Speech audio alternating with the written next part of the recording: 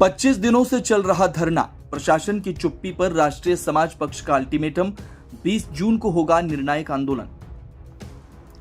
राष्ट्रीय समाज पक्ष और दलित महासंघ के संयुक्त नेतृत्व में सातारा जिला अधिकारी कार्यालय के बाहर 14 मई से विभिन्न जनहित मांगों को लेकर शांतिपूर्ण धरना आंदोलन जारी है। आंदोलन को आज 25 दिन पूरे हो चुके हैं, लेकिन प्रशासन ने अब तक कोई ठोस कार्रवाई नहीं की। इस आंदोलन ने पारधी समाज और वंचित समुदाय के लिए जमीन और घरकुल आवास की व्यवस्था, तहसील कार्यालय के सेतु केंद्र में व्याप्त भ्रष्टाचार पर रोक, राशन कार्ड और जाति प्रमाण पत्रों की त्वरित आपूर्ति जैसी मांगे शामिल है। प्रदर्शनकारियों का कहना है कि आम जनता से उन्हें जबरदस्त समर्थन मिल रहा है, परंतु प्रशासन जानबूझकर आंदोलन को नजरअंदाज कर रहा है। रासप जिलाध्यक्ष उमेश चौहान ने जिला प्रशासन को चेतावनी देते हुए कहा कि यदि मांगों पर जल्द कार्रवाई नहीं हुई तो 20 जून को सातारा में बड़े स्तर पर आंदोलन छेड़ा जाएगा। साथ ही दलित महासंघ ने अण्णाभाऊ साठे की मूर्ति उसी रूप में स्थापित करने की मांग की है जैसा कि पहले था, अन्यथा नगर पालिका कार्यालय के समक्ष आंदोलन तेज किया जाएगा। सातारा से न्यूज फर्स्ट के लिए मिलिंद लोहार। आज या ठिकाणी स्मरणपत्र द्यायला आलोय आम्ही की जिल्हाधिकाऱ्यांना स्मरण राहिलं पाहिजे।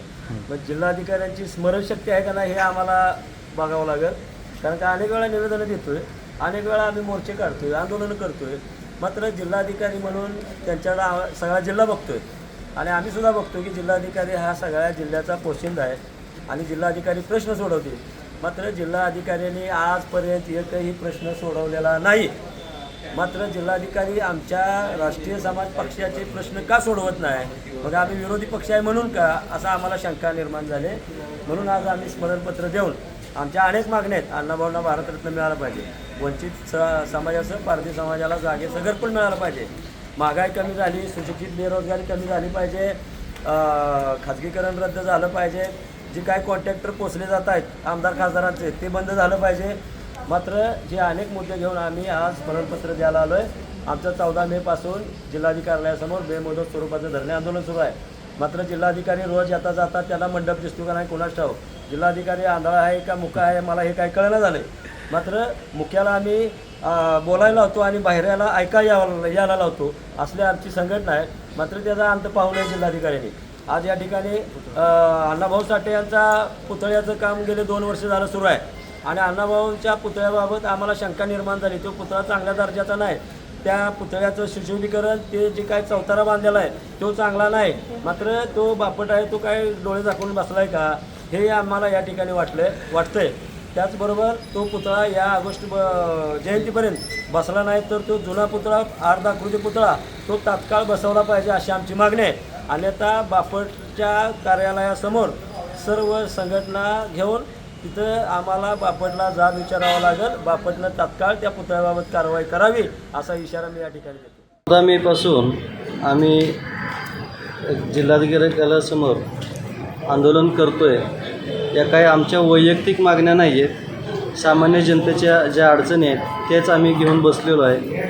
किरकोळ बाबी आहेत, रेशन कार्ड म्हणा, जातीचे दाखले, याविषयी आम्ही गेले 25 दिवस बसलो आहे, पण अद्याप एकही शासकीय अधिकारी तिथे आला नाही किंवा या गोष्टीची दखल घेतली नाही।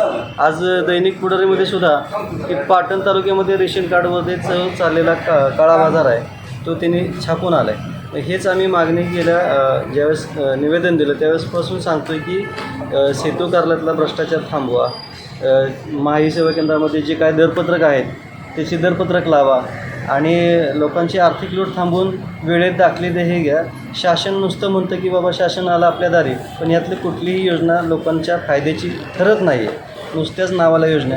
आणि सरकारी कार्यालय ज्यावेळेस येतो आम्ही कलेक्टरना भेटायला किंवा तहसीलदारांना भेटायला गेलं तर त्यांचं चालू असतं VC चालू आहे। त्या VC घेता कशाला?